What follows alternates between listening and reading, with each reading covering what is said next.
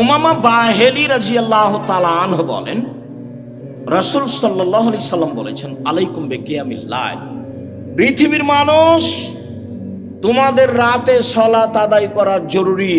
আল্লাহ নবী বলছেন, আমি বলিনি এই কথা।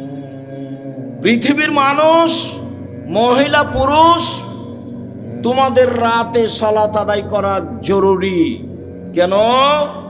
হুয়া কুরবাতুন লাকুম ইলা রাব্বিকুম, রাতে সালাত আদায় করলে তোমরা তোমাদের প্রতিপালকের নিকটে হতে পারো।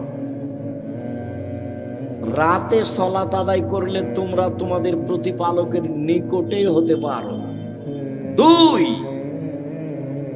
মুকাফফিরাতুন লিসায়াত, রাতে সালাত আদায় করলে পাপ মিটে যায়। 3, মানহাতুন আনিল ইসম, রাতে সালাত আদায় করলে আপনার থেকে পাপ দূরে সরে যায়। যারা খুব চেষ্টা করছে পাপ ঠেকাতে পারছে না, আব্দুর রাজ্জাক বিন ইউসুফের বক্তব্য শুনে কতবার যে কান ধরে কসম করলো আর কোনোদিন কোনো মেয়ের সাথে কথা বলবো না, কিন্তু টিকতে পারে না। 2 মাস 4 মাস পরে কথা বলে, বিড়ি সিগারেট খাবো না, তো 2 দিন 4 দিন পরে আবার শুরু করে। দোকানে বসে আড্ডা পিটবো না, সপ্তাহ পার হয়নি, পরের দিন দেখছে দোকানের সামনে বসে আছে। তাহলে বুদ্ধি কি? বহু ছেলে, বহু লোক বলে আমাকে, আব্দুর রাজ্জাক সাহেব টিকতে পারি না, কোনো পথ আছে? ভাইজান, আমি তো আর কোনো জাদু মন্ত্র দিতে পারছি না, পথ এটাই। তাহলে রাতে উঠে 2 রাকাত সালাত আদায় করে আল্লাহকে বলেন। যদি মনে করেন যে এখনই বন্ধ করে, তাহলে এভাবে উঠাবেন, আর যদি বলো বন্ধ করেন, তাহলে এভাবে উঠাবেন। চাপ দিয়ে বলতে হবে, বন্ধ করতেই হবে। বন্ধ করবো না মানে করতেই হবে। তুমি তো পারো, তুমি তো এমন সত্তা নও যে পারবা না, তবু আমি বলছি। তার নাম হলো আজিজ, ওর নাম পরাক্রমশালী। ওর নাম কি? আজিজ, পরাক্রমশালী। তাকে কেউ ঠেকাতে পারে না। কাদির, সবকিছু করতে পারে। তো সবই যে পারো, আমি বলছি আমি একটা মানুষ, আমি পাপ করতে চাই না, তুমি বন্ধ করবা না কেন? তুমি শক্তিতে বন্ধ করে দাও। আপনি খুব চাপ দিয়ে বলবেন, হাত তুলে বলবেন, খুব বিনয়ের সাথে কান্নাকাটি করে চাপ দিবেন, বন্ধ হবে ইনশাআল্লাহ, হবেই। রাতে সালাত আদায় করলে 3টে। আমর ইবনে আব্বাস রাদিয়াল্লাহু তাআলা আনহু বলেন, রাসূল সাল্লাল্লাহু আলাইহি সাল্লাম বলেছেন, আকরাবু মা ইয়াকুনুর রাব্বু ইলাল আবদে ফিল লাইলিল আখির, রাত যখন 3 ভাগের 2 ভাগ পার হয়ে যায়, তখন আল্লাহ সবচেয়ে মানুষের নিকটে হয়ে যায়। রাতের 3 ভাগের 2 ভাগ পার হয়ে গেলে আল্লাহ মানুষের নিকটে হয়ে যান। এই শোনো আমর ইবনে আব্বাস, তুমি যদি হতে চাও, এই সময় যারা আল্লাহকে ডাকে তাদের অন্তর্ভুক্ত হও। হও না, হও, তুমি চেষ্টা করো, তুমিও হয়ে যাও, পারলে হও। এই কথা রাসূল সাল্লাল্লাহু আলাইহি ওয়াসাল্লাম বলেন। আবু হুরায়রা রাদিয়াল্লাহু তাআলা আনহু বলেন, রাসূল সাল্লাল্লাহু আলাইহি সাল্লাম বলেছেন, আনজালা রাব্বুনা তাআলা ইলা সামাই দুনিয়া হিনা ইয়াবকা সুলুসুল লাইলিল আখিরা, রাতের 3 ভাগের যখন 2 ভাগ পার হয়ে যায়, তখন আল্লাহ সপ্তম আকাশ থেকে প্রথম আকাশে নেমে আসেন। এই কথাটার খুব মূল্যায়ন করতে হবে। এই চালাই, আপনি কথা বলছো কেন? শরম বোধ হয় না? হাঁটাহাঁটি করো কেন? একটু লজ্জা বোধ হয় না কেন? শরম বোধ হয় না কেন? আমি তো কথা শেষ করবই ইনশাআল্লাহ। তো আপনার এত ব্যস্ততা বাড়লো কেন? আপনি একটু ধৈর্যের পরিচয় দিবেন। রাতের 3 ভাগের 2 ভাগ পার হলে আল্লাহ সপ্তম আকাশ থেকে প্রথম আকাশে নেমে আসেন। নেমে এসে বলেন, মায়াসুলনি ফাউতিয়াহু, কে কি চায়, যে যা চায় আমি তাকে তাই দিলাম। মায়াদুনি ফাস্তাজিবালাহু, কে আমাকে ডাকে বিপদে পড়ে, আমি তার ডাকে সাড়া দিলাম। কি বলতে চাও? বলে বিপদে পড়েছি, ঠিক আছে, ঠিক করে দিলাম। কে ডাকে? 3, মাইয়াস্তাগফিরনি ফাগফিরাল্লাহু, কে আমার কাছে ক্ষমা ভিক্ষা চায়, যে চায় তাকে আমি ক্ষমা করে দেব। যে চাই তাকে আমি ক্ষমা করে দেব। অন্য জায়গাতে বলছেন আল্লাহ তাআলা হাদিসে কুদসি, ইবনা আদম মা দাওয়াতানি রাজাওতানি, আদমের ছেলে মেয়ে শোনো, তুমি যেভাবে ডাকো আমি সেভাবে থাকি, তুমি যেভাবে আশা পোষণ করো সেভাবে আমি পূর্ণ করে থাকি। আদমের ছেলে মেয়ে শোনো, তুমি যেভাবে ডাকো আমি সেভাবে থাকি, তুমি যেভাবে আশা পোষণ করো সেভাবে আমি পূর্ণ করে থাকি।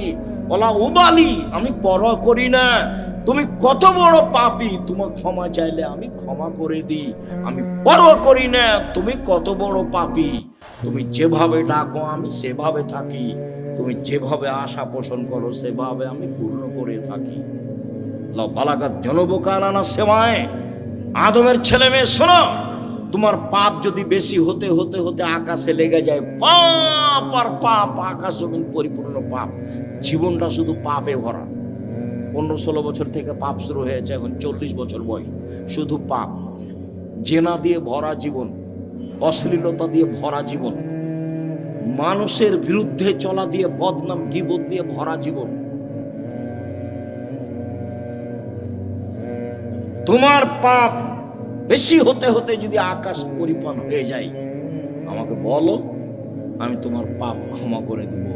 যেভাবে তুমি ডাকো আমি সেভাবে থাকি, তুমি যেভাবে আশা পোষণ করো সেভাবে আমি পূর্ণ করে থাকি, তুমি যেভাবে ডাকো আমি সেভাবে থাকি, তুমি যেভাবে আশা পোষণ করো সেভাবে আমি পূর্ণ করে থাকি।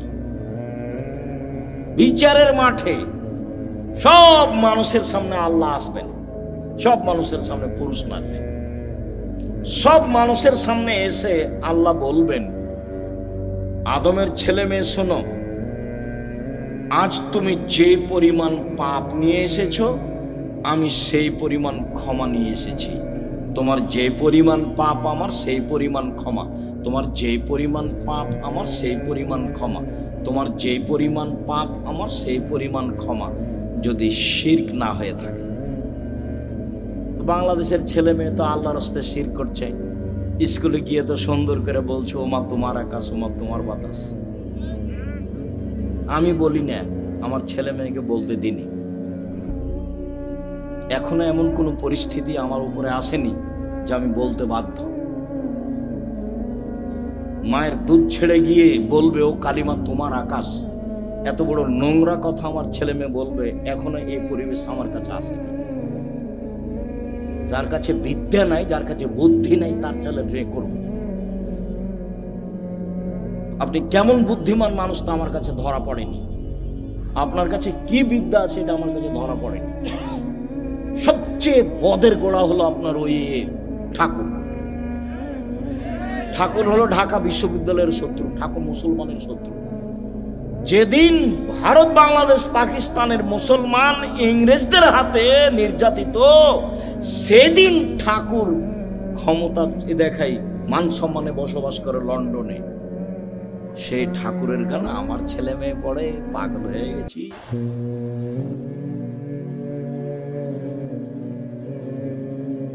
এ তো অবাক হয়ে গেল, এই তো নিজের ঘরের ওই কি বলছে গো, ব্রয়লার মুরগি জ্বালিয়ে দিয়ে ইন্ডিয়া থেকে মুরগি নিয়ে আসতে হবে, মানে মাথায় গোবর আছে।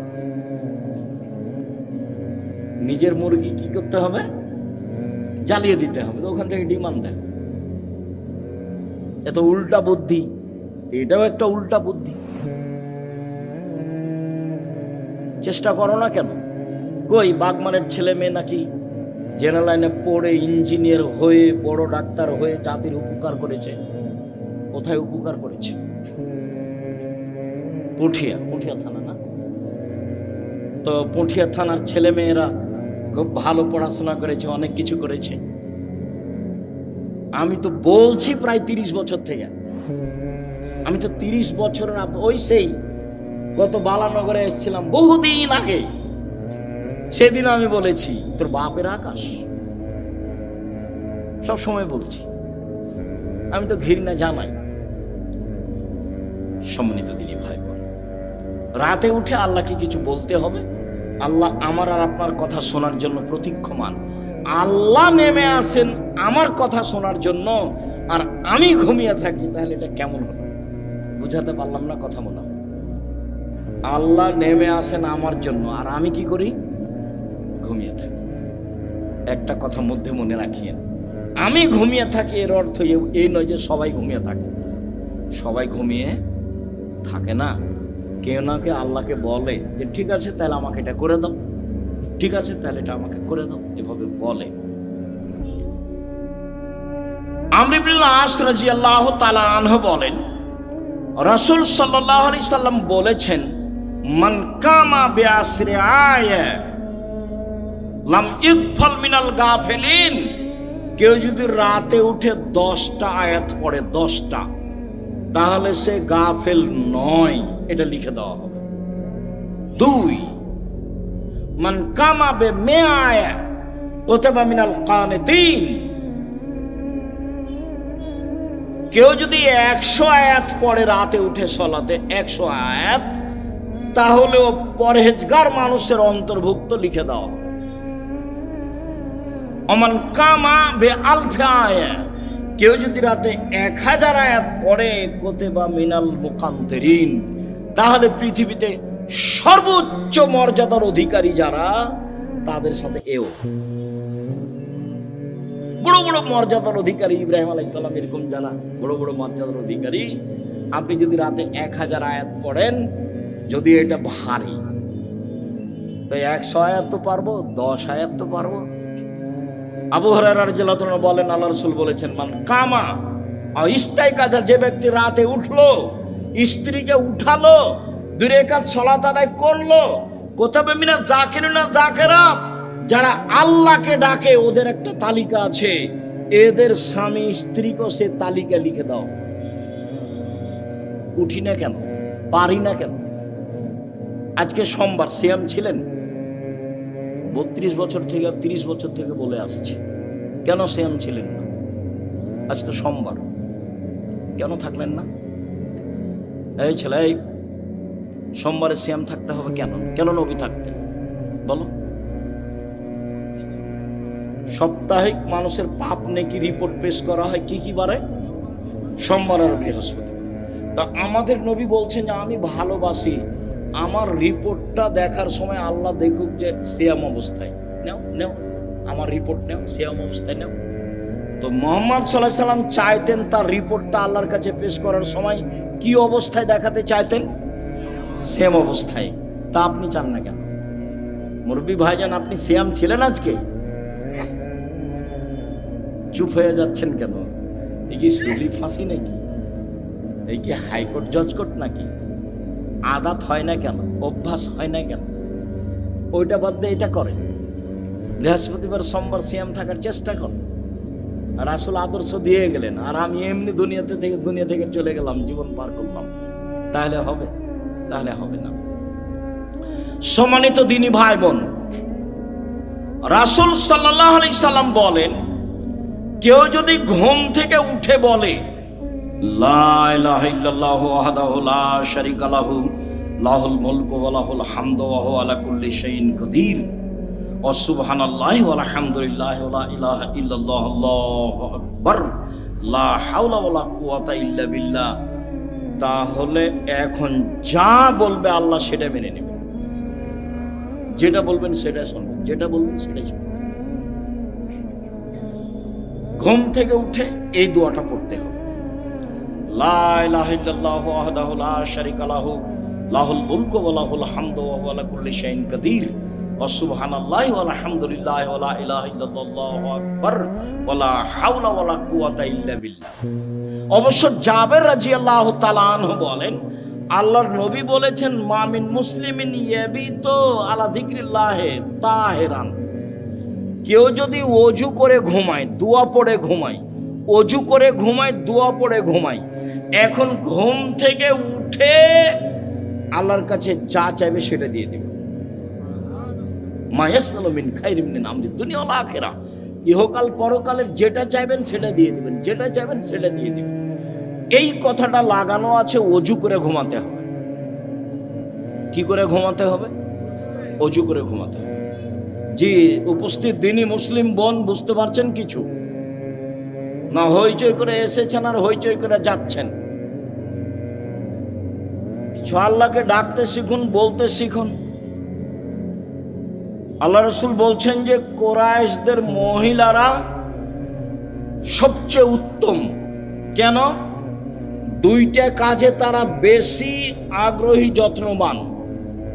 এক, নিজের ছেলেকে লালন পালনে তারা খুব যত্নবান, এই জন্য সবচেয়ে ভালো। দুই, স্বামীর সম্পদকে হেফাজতে খুব সতর্ক, এই জন্য ভালো। আল্লাহ রাসূল বললেন যে একজন মহিলা ভালো হতে পারে তার দুইটা গুণে। এক, বাচ্চাকে ভালোভাবে লালন পালন করে। দুই, স্বামীর অর্থ সম্পদকে ভালোভাবে দেখাশোনা করে, নষ্ট করে না। যখন আল্লাহ রাসূল বলেন খায়রুন নিসায়ে, সবচেয়ে উত্তম নারী কে? এক, স্বামীর সাথে কথা বললে হাসি মুখে বলে। দুই, স্বামী আদেশ করলে পালন করে। তিন, স্বামী যখন বাড়িতে থাকে না তখন নিজেকে হেফাজতে রাখে আর স্বামীর অর্থ সম্পদ হেফাজতে রাখে। ভালো নারী কিভাবে সংসার করেন জানা নাই। আপনার জীবনে আমার পক্ষ থেকে দুইটা উপদেশ থাকছে। একটা হলো স্বামীর সামনে অভিমান করবেন না। অভিমান নেই, অভিমান বলে কোনো জিনিসই নেই। অভিমান করলেই শয়তান আপনার ক্ষতি করবে। অভিমান কি? অভিমান আমাকে স্বপ্নপুরী দেখাতে নিয়ে গেল না। অভিমান কি? নাটোরের রাজবাড়িটা আমাকে একদিন দেখতে নিয়ে গেল না। অভিমান কি? এই কুরবানিতে একটা শাড়ি দিল না। এগুলো অভিমান। অভিমান করলেই শয়তান সুযোগ পায়। আর যদি আপনি বলতে শিখেন যেভাবে আপনি রাখবেন আমি সেভাবেই খুশি, মোটা কাপড়ে আপনি খুশি তো আমি খুশি, চিকন কাপড়ে আপনি খুশি তো আমি খুশি, আমার পক্ষ থেকে প্রতিবাদ নেই, অভিমানও নেই, তো শয়তান কি করবে তাহলে? তো শয়তান মুখ বন্ধ করে সরে যাবে। আর যদি খালি অভিমান করেন আর যদি পূর্ণ না করে থাকে তাহলে সারা রাত শয়তান আপনাকে বলবে হলো হলো 3 মাস আগে একটা কথা বলেছিলি সেটাও মানেনি, গত রমজানে একটা শাড়ি চেয়েছিলি সেটাও মানেনি, হলো তোকে তোর কোনো কথাই মানবে না। তখন ঘুম থেকে উঠেও বলে যে তোর সংসারই করবো না, যা তুই আমাকে বাদ দে, তুই সংসারই করবি, এখনই ছেড়ে দে, এখনই ছেড়ে দে, আমি তোর সংসার করব না। তখন এ নিরুপায় হয়ে বলে যে যা তাহলে করবি না তো কি করবো, আর 1 তালাক 2 তালাক 3 তালাক যা। যেমন 3 তালাক বলা হয়েছে তখন আর শয়তান নেই, চলে গেছে। এখন দুইজনই ফ্রি। ইন্না লিল্লাহি ওয়া ইন্না ইলাইহি। এইবার ছেলে মেয়ে 3টে, যে খুব ঝামেলা। কয়দিন পরে দেখবেন স্বামী কাঠগড়ায় একদিকে আর স্ত্রী কাঠগড়ায় একদিকে। কয়দিন আগে একসাথেই ছিল। আপনি আমার দিনই বোন, আপনাকে আমি খাটো করতে আসিনি। অভিমান নেই আর প্রতিবাদ নেই। তুমি এ কথা বললে কেন? তোমার মা আমাকে কথা বললো কেন? তোমার বাপ আমাকে কথা বললো কেন? তুমি তোমার মায়ের কথা আমি শুনতে এসেছি? এরকম কোনো কথা চলবে না। ধৈর্যের পরিচয় দিতে হবে, সহ্য ধৈর্যের পরিচয় দিতে হবে, তাহলে সংসার সুন্দর হবে, শয়তান সুযোগ পাবে না। আর আপনাকে বলি, আপনি কোনো সময় মুখ খারাপ করিয়েন না। যখন সাহাবীগণ বললেন আল্লাহর নবী আমরা স্ত্রীদের কি হক আদায় করতে পারি, ওরা আমাদের কাছে কি পায়, আল্লাহ রাসূল 1 নম্বরে বললেন আতেমা মাতায়েমপা তুতেমা মাতায়েমতা, তুমি যেভাবে খাও সেভাবে খাওয়াবা, খাওয়া দিয়ে কথা শুনো। তাকসুহা মাকতাসাইতা, তুমি যে মানের কাপড় পরো সেভাবে পরাবা। ওলা তুকাব্বে, কটু কথা বলবো না, গালি দিতে হয় না, স্ত্রীকে মারতে হয় না, নিন্দা করতে হয় না, গালি দেওয়া হবে না, সমস্যা আসতেই পারে। আল্লাহ রাসূল বলছেন ওকে বাঁকা হাড্ডি দিয়ে সৃষ্টি করা হয়েছে, আপনি জোর করে সোজা করতে চাইলে ভেঙে যাবে, ভেঙে তালাক। আপনাকে ধৈর্যের পরিচয় দিতে হবে। আর তালাক দিয়ে নিজেকে খুশি করিয়েন না, তবে জব্দ করেছি তালাক দিয়ে, এইটা দিয়ে খুশি করিয়েন না, অন্য পথ দিয়ে খুশি করেন, নিজেকে সান্ত্বনা দেন, তালাক দিয়ে নয়। মানে বেগুনের গাছে আছে 2-3টা বেগুন আছে, 2টা নিয়ে গেলেন, এখনো গাছটা আছে, আর মোলায়ের গাছটা গোটাটাই শেষ। তালাক দিলে সবই শেষ। যারা বলেছে 1 বৈঠকে 3 তালাক, তো রাগে তো বলেছে তোকে 1 তালাক, তোকে 100 তালাক দিলাম, যা। তারা তো আরো বেকায় দেয়। আব্দুর রাজ্জাক সাহেব নাহি বলেছেন যে 1 বৈঠকে 3 তালাক, 1000 তালাক দিলে 1 তালাক, তবুও তো তালাক হয়েছে। স্ত্রীকে তালাক দিয়ে নিজেকে খুশি করিয়েন না, ভুল হিসাব। ধৈর্যের পরিচয় দেন, সংসার ভালো হবে। আর আপনি আমার দিনই বোন, একটু কিছু হলে বলবেন না তোর সংসার করবো না, তুই তালাক দিয়ে দে, তোর সংসার করবো না, তুই তালাক দিয়ে দে, তোর সংসারে থাকবো না, তুই আমাকে রেখেছিস কেন, এত কথা কেন? ধৈর্যের পরিচয় দেন। যখন শুধু খালি আমার কাছে যত ফতোয়া আছে তার 70 থেকে 75% ফতোয়া আছে তালাকের। মনে হচ্ছে মানুষের জীবন এখন তালাক দিয়ে চলছে। একটু রাগ করলেই ও শান্তি পাচ্ছে কি দিয়ে, তালাক দিয়ে। ওও বলছে তুই তালাক দিয়ে দে, আর এও বলছে তোকে তালাক দিলাম, তোকে তালাক দিলাম। তালাক তো দেওয়া আল্লাহর বিধান। তারপর বলছে ক্ষমা চেয়েছি। ওকে হুজুর নাকি বলেছে যে তালাক দিয়ে ক্ষমা চেয়েছে, তারপরে হুজুরকে ক্ষমা চাইতে হবে আল্লাহর কাছে। তালাক দিয়েছে সেটা তো আর পাপ নয়, সেখানে ক্ষমা চাইতে হবে কেন? বলে আমাদেরকে তওবা পড়িয়ে মিল করে দিয়েছে, বলে হুজুরকে তওবা করতে হবে। এখন হুজুরকে তওবা করতে হবে যে তালাকের তওবা পড়িয়ে মিল করে দিয়েছি, তো তালাকের তওবা কেন? তালাক তো আল্লাহর বিধান। তালাক কার বিধান? আল্লাহর বিধান। তাল্লে কহন্নালে ইদ্দাতেহীন না। পৃথিবীর মানুষ তোমরা তোমাদের স্ত্রীকে তালাক দাও যখন সে ইদ্দাত থেকে পবিত্র হয়েছে, সংসার না চললে তালাক দাও, ওটা আল্লাহর নবীও বলছেন। তো সেখানে পাপ হলো কি করে যে তওবা পড়িয়ে তাদেরকে একসাথে করে দিল? তালাক তো একটা বিধান। মানুষের সংসার শেষ পর্যন্ত যদি নাই চলে, তাহলে এই পথে ফিরে আসতে হবে।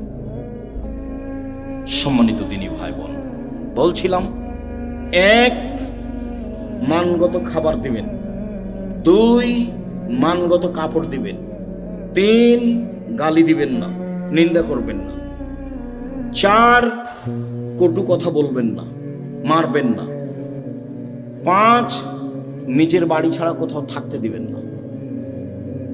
আপনার বাড়িতে থাকবে, আপনার স্ত্রীটা যে আপনার মাথায় থাকে যেন, হাট বাজারে তাকে যেতে হবে না। আর আপনি মহিলা মানুষ হাটে যান কেন, বাজারে যান কেন? আপনার স্বামী মরেছে, দেবর মরেছে, ভাসুর নেই, দেবর নেই, শ্বশুর নেই, বাপ নেই। যেদিনই কোনো শিক্ষক আমাকে বলে আব্দুর রাজ্জাক সাহেব 2 দিন ছুটি নিতে হবে, কেন? আমার ছেলের আঁকিকা, তখন আমি বলছি আপনার বাপ আছে? বলে হ্যাঁ আছে। শ্বশুর আছে? হ্যাঁ আছে। কি ব্যাপার, বাপের সাথে কথা হয় না নাকি? বলে হ্যাঁ হয়। তো আঁকিকার জিম্মেদারি আপনার মাথায় কেন? আপনার বাপের সাথে সম্পর্ক কেমন? আপনি টাকা দিয়ে বলেন আব্বা এটা খাসি কিনে নিয়ে আসেন, 2টা খাসি কিনে নিয়ে এসেন আঁকিকাদের, আপনার বাপও খুশি হবে। হ্যাঁ বেশ, আমার আর ছেলে আমাকে বলেছে ছেলের কাজ করতে বাপকে খুব ভালো লাগে, তে মাতাব্বরি করতে যাচ্ছে। বাপ মা তো আছেই, শ্বশুর শাশুড়ি তো আছে, দেবর ভাসুর তো আছে, গোটা বংশ আছে, বোনের ছেলে আছে, ভাইয়ের ছেলে আছে, দেবর আছে, ভাসুর আছে, শ্বশুর আছে, বাপ আছে। তো আপনি কেন বাজারে গেলেন? কেন যাবেন? কেন যাবেন আপনি? আপনার পা বড় হলো কেন? কে বলেছে আপনি পরহেজগার? আপনার গায়ে তো ফ্যাশন বোরকা দেখা যায়। আপনি হাটে বাজারে ঘুরে বেড়ান, স্বামীর সাথে মুখামুখি কথা বলেন, এরর সাথে কথা বলেন, আপনি পরহেজগার? কে বললো আপনি পরহেজগার? বলে হিসাব দেখবেন। তাকো 1 মিনিট, এই ছেলে খেয়াল করে এদিকে তাকো, পরহেজগারিতে দেখাচ্ছি। যা জিবরাইল ইলান নবী সাল্লাল্লাহু আলাইহি ওয়াসাল্লাম, জিবরাইল নবীর কাছে আসলেন। নবীর কাছে এসে বলছেন হাজিহি খাদিজা, এই যে খাদিজা, এই যে খাদিজা আতাত, এই যে আসছে, এই যে খাদিজা আসছে, মাহা এনাউন, তার সাথে আছে একটা পাত্র, ফিহে এদামুন ওয়া তম, তাতে আছে তরকারি, তাতে আছে খাদ্য, তাতে আছে তরকারি, তাতে আছে খাদ্য। ও আপনার কাছে এটা নিয়ে আসছে। শোনেন, মোহাম্মদ সাল্লাল্লাহু আলাইহি ওয়াসাল্লাম জিবরাইল বলছেন। কে বলছেন বলেন তো? জিবরাইল বলছেন। কাকে বলছেন? আমাদের নবী মুহাম্মদ সাল্লাল্লাহু আলাইহি ওয়াসাল্লাম বলছেন, ফাকরা আলাইহা সালাম মিন রাব্বিহা ওয়া মিন্নি। ওকে বলে দেন, খাদিজা আল্লাহ তোমাকে সালাম দিয়েছে। খাদিজা, জিবরাইল তোমাকে সালাম দিয়েছে।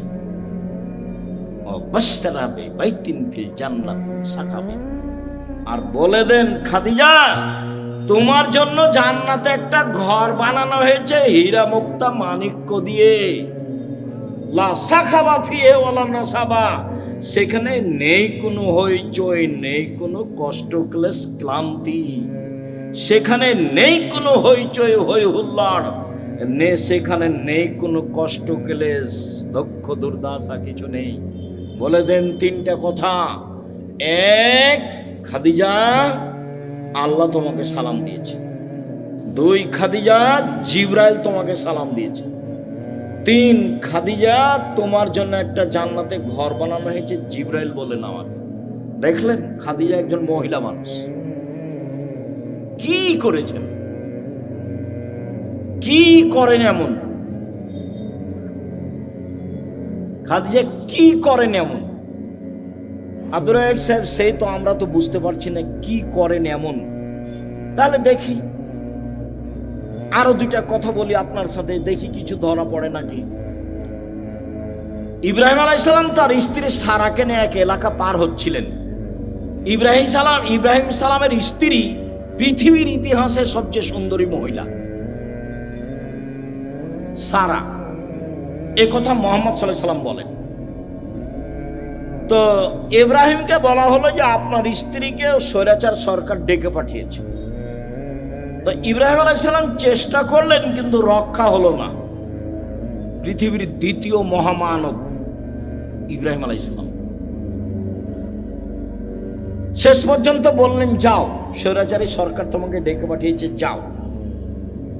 তো ভিতরে ঢুকতেই ওই স্বৈরাচারী সরকার দাঁড়িয়েছে, হাত বাড়িয়েছে, গায়ে হাত লাগাবে সেই জন্য। তখন সারা বলছেন, এই থামো, আগে অজু হবে, এক। দুই রাকাত সালাত হবে, তারপরে কোনো কথা। অজু করে 2 রাকাত সালাত আদায় করে বলছে, আল্লাহুম্মা, হে আল্লাহ, ইন কুনতু আমানতু বিকা ওয়া বিরাসূলিকা, আমি সারা যদি তোমাকে মেনে নিয়ে থাকি যে তুমি আল্লাহ, আমি সারা যদি তোমার নবী ইব্রাহিমকে নবী বলে মেনে নিয়ে থাকি, যে ইব্রাহিম নবী আমি মেনে নিলাম। 3, আমার জিন্দেগিতে যদি আমি আমার লজ্জা স্থানকে আমার স্বামী ছাড়া কাউকে ব্যবহার করতে না দিয়ে থাকি, এই কথা 3টা যদি আমার সত্য হয়ে থাকে, নির্জনে এই স্বৈরাচারী শাসক যেন আমার গায়ে হাত লাগাতে না পারে।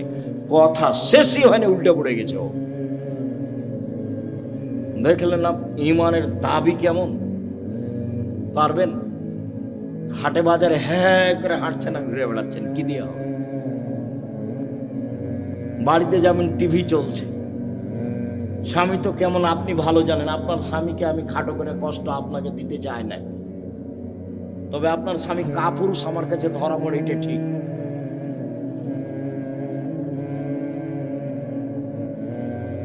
আপনি আমার দিনী বোন, এদিকে দেখেন, এক, বেশি কিছু আমল নয়। এক, আমি নবীকে মেনে নিয়েছি, আমাদের নবী মুহাম্মদ সাল্লাল্লাহু আলাইহি সাল্লাম আমরা মেনে নিয়েছি, আমাদের নবীকে মুহাম্মদ সাল্লাল্লাহু আলাইহি সাল্লাম আমরা মেনে নিয়েছি। 2, আল্লাহকে মেনে নিয়েছি যে তুমি আছো, সবকিছু করতে পারো, তুমি আজিজ, এ তো মেনে নিয়েছি। 3, জিন্দেগিতে জেনা করিনি, এইটা আমাকে দিতে হবে, দিয়ে দাও। আল্লাহ বলেন ঠিক আছে দিব। ও মানুষ, আমি মানুষ নাই, ও পারে আমি পারি না, তাকে দেয় আল্লাহ, আমাকে কেন দেয় না? দিবেই তো, দিতে হবে। আমি যেটা চাচ্ছি সেটা আল্লাহকে কি করতে হবে? দিতেই, দেরি হলেও দিতে হবে, দিতেই হবে। আমি মানুষ, আমি অধিকার রাখি। আমি পাপী হলে কি হবে? আমি তো বলছি আমি গুনাহগার, তুমি আমাকে ক্ষমা করো, এটা আমাকে দিয়ে দাও। আমি তো বলছি, আমি তো মানুষের কাছে চাই না, ধর্ণা ধরে বলিনি যে এই করেন সেই করে দেন, তো আপনি কত ভালো মানুষ, আপনি অমুককে দিয়েছেন, এ তো আমি কাউকে বলতে চাইনি, আপনাকে বলছি, তোমাকে বলছি, করে দাও। এদিকে দেখেন, হাজেরা বলছেন যে ইব্রাহিম আলাইহিস সালাম আমাকে কাবা ঘরের পাশে রেখে চলে যাচ্ছে, আমি পিছে পিছে হাঁটছি আর বলছি, আইনা তাজহাবা ইব্রাহিম, ইব্রাহিম আপনি কোথায় যাচ্ছেন? আইনা তাজহাবা ইব্রাহিম, ইব্রাহিম আপনি কোথায় যাচ্ছেন? অর্থাৎ রকুন বিহাযালদি লাইসা ফি ইনশাআল্লাহ শাই, আপনি আমাকে এমন একটা উপত্যকায় ছেড়ে যাচ্ছেন যেখানে মানুষজন তো নেই, নেই পশু প্রাণী, ঘাস পাতাও নেই, কিছুই নেই, আপনি আমাকে কিছু বলবেন না? এরকম নির্জন মরুভূমিতে রেখে যাচ্ছেন, না কথা বলছেন না, যেতেই আছেন। তো স্ত্রীও পিছে পিছে হাঁটছেন, এক পর্যায়ে বলছেন, আল্লাহ আমারাকা, আল্লাহ কি আপনাকে এইভাবে চলে যেতে বলেছেন? আপনি আমাকে কিছু না বলেই যাবেন? আর আপনি আমাকে তো বলবেন যে হাজেরা থাকো, কোনো সমস্যা নেই, 2 বছর 5 বছর পরে আসবো, দেখা হবে, কিছু তো সান্ত্বনামূলক বলবেন, কিছু না বলে চলে যাচ্ছেন, আল্লাহ কি আপনাকে চলে যেতে বলেছেন? তখন ইব্রাহিম আলাইহিস সালাম বলছেন, না, হ্যাঁ চলে যেতে বলেছেন। তখন তিনি বলছেন, ভালাই সাইয়্যিদুল্লাহ তাআলা, ঠিক আছে, আল্লাহ আমাকে ধ্বংস করবেন না। ধ্বংস করবেন না মানে উনি কি খেয়ে থাকবেন? আরে কয়েকশো কিলোমিটারের মধ্যে কোনো মানুষ নেই, দোকানপাট নেই, গাছপালা নেই, ঘাস পাতা নেই, কোনো কিছু নেই, তার আল্লাহর উপরে কত ভরসা। বলছে ঠিক আছে, তাহলে আল্লাহ আমাকে ধ্বংস করবেন না। তো ঘুরে এসে বাচ্চা দেখছেন, কি যে অবস্থা ছেলের, ব্যাগে যা পানি ছিল তা তো শেষ হয়েছে, কি যে হয়। সাফা পাহাড়ে উঠলেন, কোথাও পানির পথ নেই, দৌড়িয়ে নেমে মারোয়াতে গেলেন, কোনো পথ নেই।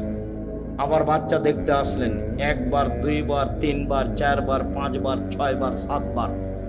এবার বাচ্চার দিকে আসছেন, ভাবছেন বাচ্চা মনে হয় মারাই যাবে, বুখারীর হাদিসে এভাবে এসেছে। হঠাৎ বলছে, কি চান? কে? আমার পানির প্রয়োজন। ঠিক আছে, পানির প্রয়োজন বলতেই জিবরাইল বাচ্চার পাশে, জিবরাইল নিজের পা দিয়ে আঘাত করলেন। বাচ্চার পায়ে আঘাত হয়েছে কথা মিথ্যে, বাচ্চার পায়ে জমজম চালু হয়েছে কথা মিথ্যে। জিবরাইল নিজে পায়ের আঘাত করতে পানি একবারে জোরে ফুটে বের হতে লাগলো। তখন হাজেরা পানিগুলি থামাতে লাগলেন, জম জম মানে থামো, উনি বাঁধ দিয়ে পানিগুলো থামাচ্ছেন। আল্লাহ রাসূল বলছেন, যদি হাজেরা পানি না থামাতেন তাহলে জমজমের পানি সারা পৃথিবীতে ছড়িয়ে পড়ত। এভাবে রাসূল সাল্লাল্লাহু আলাইহি ওয়াসাল্লাম বলছেন। আপনি মহিলা মানুষ নিরাশা হন কেন? আব্দুর রাজ্জাক সাহেব শোনেন, অনেক কথা ছিল আপনার সাথে, তো আপনার সাথে তো কথা বলতে পারি না। তো একটা কথা, সব সময় আপনার কথার মাঝে একটা কথা ফুটে উঠে যে মহিলারা জান্নাতে যাবেই। 1 5 ওয়াক্ত সালাত, 2 রমজান মাসের সিয়াম রোজা, 3 স্বামীকে মেনে চলা, 4 জেনায় লিপ্ত না হওয়া। তো আমাদের তো এরকম ঘটে গেছে, এখন কি উপায়? চিন্তা করবেন না, চিন্তার কিছু নেই। বুখারী মুসলিমের হাদিস থেকে আপনাকে পরামর্শ দিয়ে আলোচনা শেষ করবো ইনশাআল্লাহ। 1, আপনি আজ থেকে বন্ধ করেন, কোনো ছেলে যদি আপনার সাথে কথা বলতে চায় তাহলে আপনি বলবেন, ইন্নী আখাফুল্লাহ, আমি আল্লাহকে ভয় করি। তোমরাকে বলছি, মোবাইলে কোনোদিন আর মেয়ের সাথে কথা বলবা না, বলবো যে আল্লাহকে ভয় করি। খালি যদি আল্লাহকে ভয় করি এই কথা বলো, তো পরকাল তো টিকবেই। পৃথিবীর কোন বিপদ তোমার সামনে এসে তোমাকে ধ্বংস করতে পারবে না। 1, 2, জেনা বন্ধ, আজ থেকে বন্ধ। তুমি যদি এই সিদ্ধান্ত নিতে পারো জেনা বন্ধ, যে কোনো বিপদ থেকে বেঁচে যাওয়া। প্রমাণ দিতে পারবা? ওই যে বুখারী মুসলিম, ওই যে ঘটনা, তিনজন রাস্তায় হাঁটছিল, বৃষ্টি আসলো, গর্তে ঢুকে গেল, উপর থেকে পাথর এসে মুখটা আটকা পড়ে গেল। একজন বলল যে বাপ মাকে ভালোবাসি, পাথর সরিয়ে দেন। তা আল্লাহ বললেন দিলাম। একজন বলল যে একটা লোককে কাজে নিয়েছিলাম, অর্ধেক দিন কাজ করে চলে গেল, টাকা দিতে চাইলাম, নিল না। আমি ওর টাকা বাড়াতে তো অনেক গরু ছাগল করে দিলাম। একদিন এসে বলছে আমাকে টাকা দেন। আমি বললাম গরু ছাগল নিয়ে যাও। আমাকে বলছে মজাক করবেন না। মজাক করিনি, তুমি সবই নিয়ে যাও। সবই নিয়ে গেছে। তো এই কাজটা যদি ভালো করে থাকি পাথর সরিয়ে দাও, দিলাম। তার একজন বলছে আমার চাচাতো বোনের সাথে আমি জেনা করতে চেয়েছিলাম, তো আমাকে 200টা স্বর্ণ মুদ্রার কথা বলেছে। আমার চাচাতো বোন ভেবেছিল আমি গরিব মানুষ, টাকা সংগ্রহ করতে পারবো না স্বর্ণ মুদ্রা। আমি হাড় ভাঙা পরিশ্রম করে লম্বা সময় 200 দিরহাম দেনার জমা করে তাকে দিলাম। আমি জেনায় বসেছি, জেনা করব। তখন আমাকে বলছে দেখ আল্লাহকে ভয় কর, আমাকে অসতী প্রমাণ করিস না। দেখ তুই আল্লাহকে ভয় কর, আমাকে জেনাকারিনী মহিলা হিসাবে গণ্য করিস না, আমাকে অসতী প্রমাণ করিস না। তা আমি অন্যায় করিনি, উঠে গেছি। তো দেখ তাহলে পাথর সরিয়ে দাও। তা আল্লাহ বলছেন দিলাম। এ দেখ, বোঝা গেল না কথা? আর এদিকে আল্লাহ বলছেন অনাহান নাফসা আনিল হাওয়া ফাইনাল জান্নাত হিয়াল মাওয়া। কেউ যদি নিজেকে অশ্লীল কাজ থেকে ঠেকাতে পারে, আমি আল্লাহ থেকে জান্নাতুল মাওয়া দিলাম। আপনি রাতের লম্বা আলোচনা আছে, বক্তব্য রেকর্ডিং আছে, সেখান থেকে নেবেন। আপনাকে নেওয়ার জন্য আন্তরিকভাবে অনুরোধ জানিয়ে কয়েকটি জরুরি কথা, চলাচল বন্ধ করে কথা শুনবেন। আর আমি কোনো সময় আসলে আমার একটা অনুরোধ রক্ষা করবেন, কাজ মাথায় করে নিয়ে আসিয়েন না। আপনি যখন রাস্তায় হাঁটেন, গল্প করেন, তখন আপনার কাজটাকে আমি ঘৃণা করি, আমাকে ভালো লাগে না।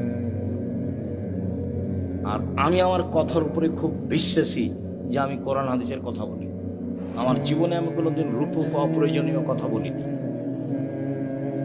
তো আপনার হেঁটে বেড়াটা, আপনার গল্প করাটা, আপনার চায়ের স্টলে বসে থাকাটা, এটা আমি ঘৃণা করি। কাজে এই সময় আপনি আমাকে কাজ দেখাবেন। কি করবেন? কি দোকানে বসে থাকবেন, নাহলে বউয়ের সাথে গিয়ে ঝগড়া লাগাবেন। কি কাজ আছে?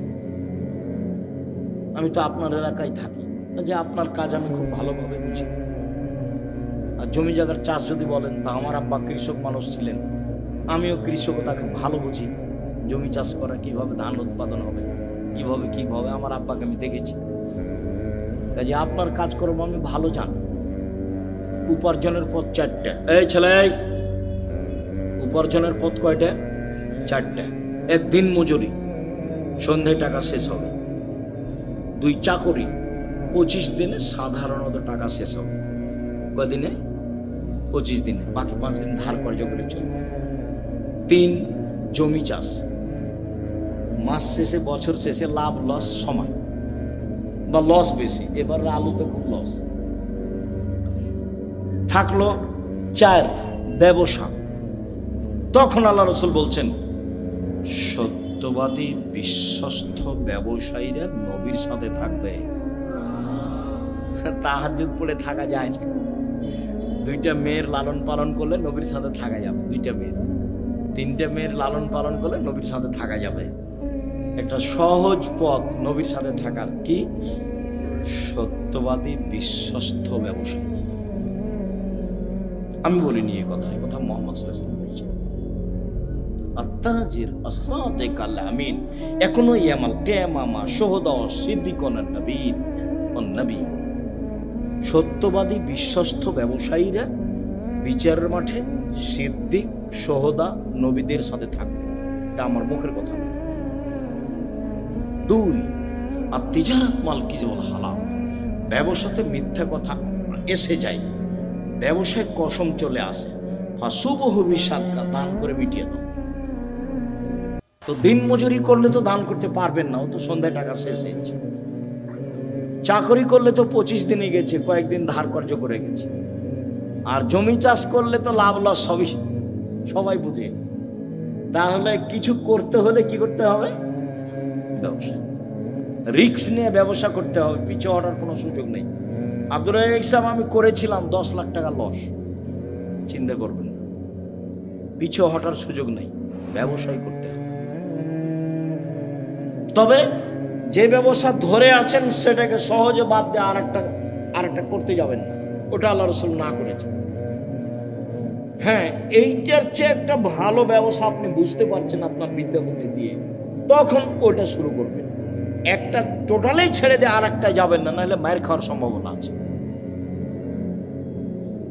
তাহলে রুজি উপার্জনের সবচেয়ে উত্তম পথ কোনটা? ব্যবসা। আমি চকলেট দিয়ে ব্যবসা করতে বলিনি, আমি বলেছি সবচেয়ে কম পয়সার ব্যবসা কি? চকলেট। আমি বলিনি যে চকলেটেরই ব্যবসা করতে হবে, আমি বলেছি শ্বশুরের কাছে যৌতুক নিও না, চকলেটের ব্যবসা করো। তা আমি কি চকলেটেরই ব্যবসা করতে বলেছি, না লোন লাগবে না কিদের ব্যবসা কিসের করতে হবে? কম টাকা, তাহলে লোন নেওয়া লাগবে না। কলার ব্যবসা করতে বলেছি, লোন নেওয়া লাগবে না।